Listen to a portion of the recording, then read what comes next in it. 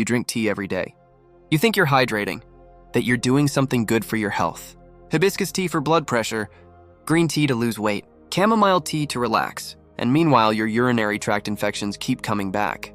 Month after month, antibiotic after antibiotic, and you don't understand why. You blame your immunity, you blame your partner, you blame chance.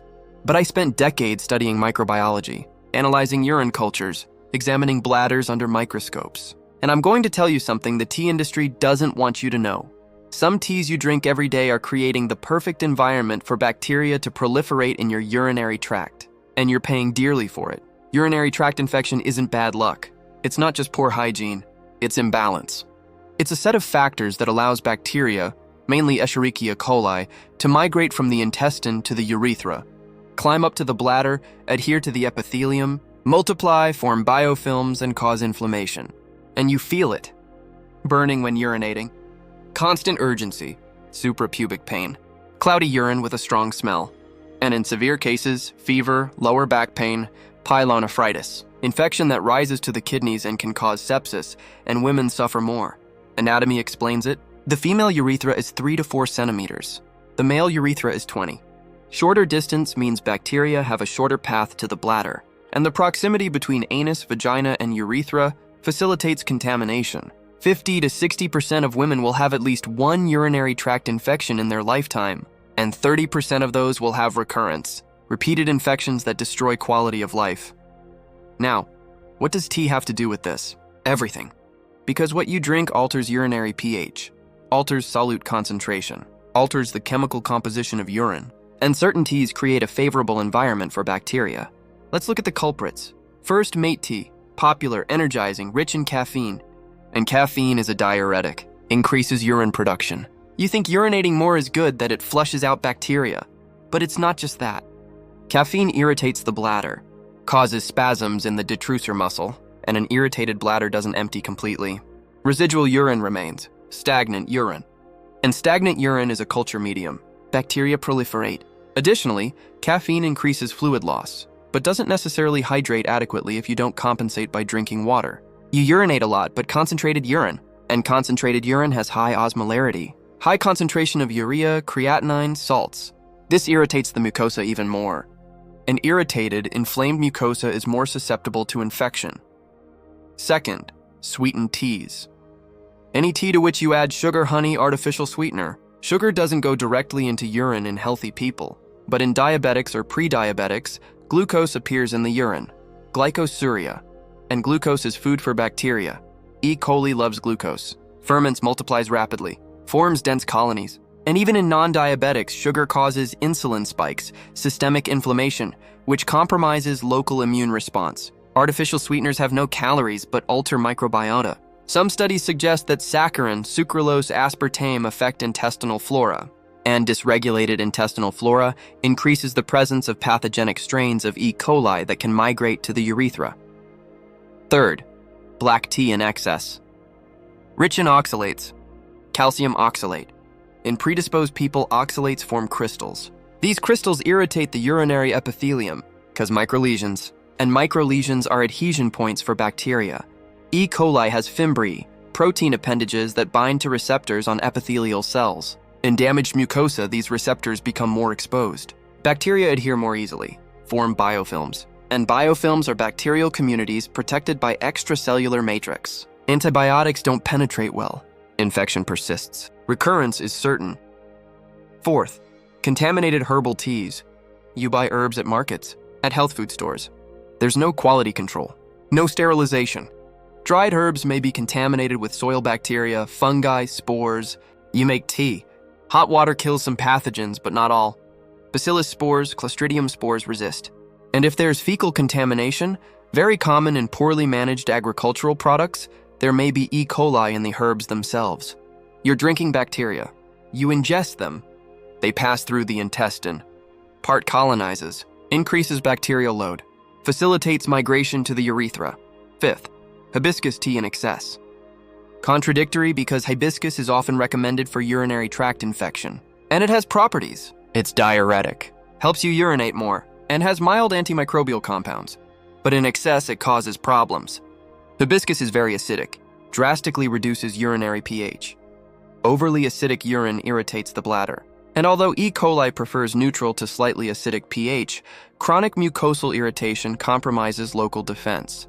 Damaged epithelial cells release less mucin, fewer defensins, natural antimicrobial peptides. And bacteria take advantage. So, which teas should you avoid if you have recurrent urinary tract infection? Mate tea. Black tea in large quantities. Sweetened teas.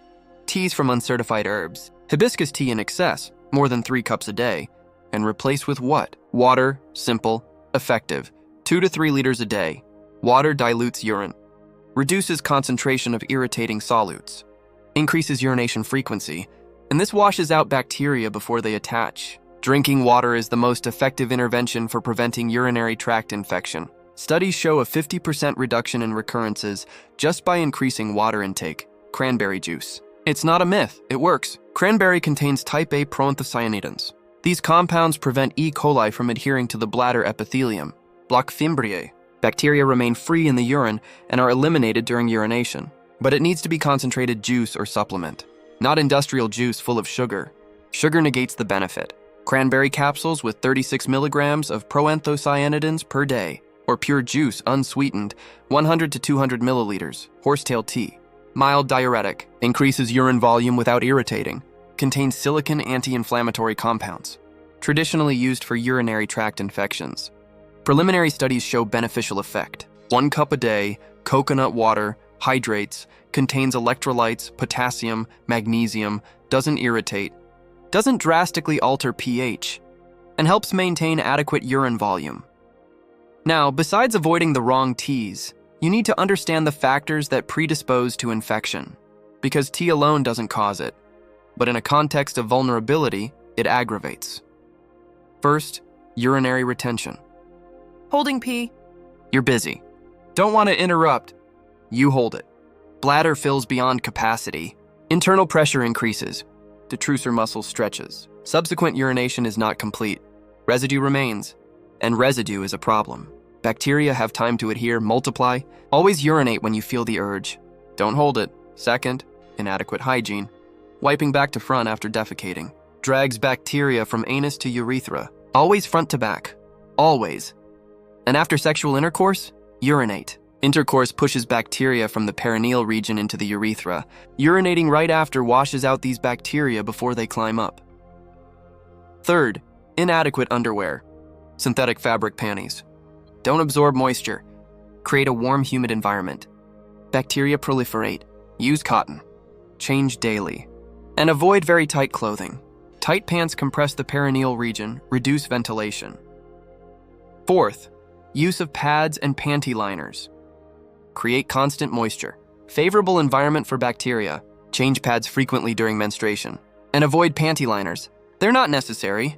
If you have excessive discharge, investigate the cause. It could be vaginosis, candidiasis. Don't mask it with a liner. Fifth, poorly controlled diabetes. High blood glucose means glucose in urine, glycosuria, and bacteria ferment glucose. Multiply rapidly. Diabetics have 3 times higher risk of urinary tract infection. Glycemic control is essential. Glycated hemoglobin below 7%. Sixth, menopause. Drop in estrogen. Vaginal and urethral epithelium atrophies. Becomes thin, dry, less protected. Vaginal pH rises. Lactobacillus flora decreases. And lactobacilli produce lactic acid, hydrogen peroxide. Maintain acidic pH that inhibits pathogens. Without sufficient lactobacilli, opportunistic bacteria colonize and migrate to the urethra. Local hormonal replacement, vaginal estrogen, improves. Restores epithelium, flora. Seventh, repeated antibiotics. You have an infection. You take antibiotics. It improves. 2 weeks later, it comes back. You take it again and again. And each course of antibiotics kills susceptible bacteria, but selects resistant ones and destroys beneficial intestinal flora. Unbalanced microbiota increases the load of pathogenic E. coli. Vicious circle. The solution is not more antibiotics. It's preventing recurrence. With hydration, cranberry, specific probiotics. Eighth, use of spermicide. Nonoxynol 9 kills sperm and also kills vaginal lactobacilli. Unbalances flora. Increases risk of urinary tract infection by 2 times. If you use diaphragm with spermicide and have recurrent infections, change contraceptive method. 9th, kidney stones. Stones obstruct urinary flow. Urine becomes stagnant. Bacteria proliferate. An infection in the presence of stones is serious. Can form renal abscess. Need to treat the stone. Lithotripsy, surgery, depending on size.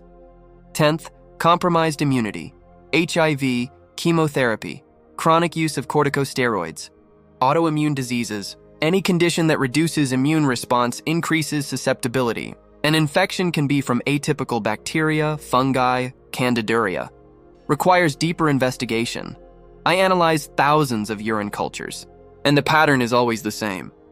People who drink little water, who hold urine, who wear inadequate clothing, who have uncontrolled diabetes, who drink irritating teas, have recurrent infections, and suffer.